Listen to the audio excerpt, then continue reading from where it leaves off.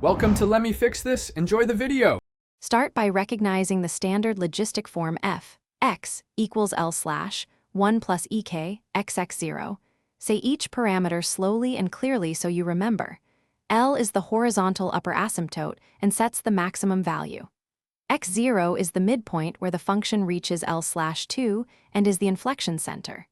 K controls steepness and speed of transition between asymptotes. A larger positive K makes a steeper rise and narrower transition region.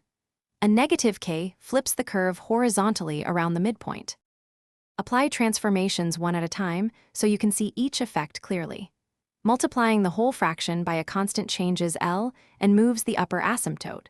For example, L equals 5 sets the asymptote at 5. Changing x0 shifts the midpoint horizontally. For example, x0 equals 3 moves the inflection point to x equals 3. Adjusting k scales the horizontal steepness. For example, k equals 2 makes the curve steeper than k equals 1. A negative k reflects the curve across the vertical line at x0. Combine transformations in the order they appear in the formula.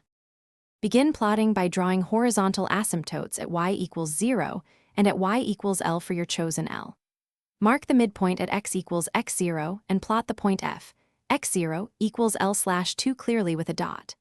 Create a small table of x values around x0, for example x0-2, x0-1, x0, x0 plus 1, x0 plus 2, and compute f, x for each. Use k to judge steepness and spacing of those points.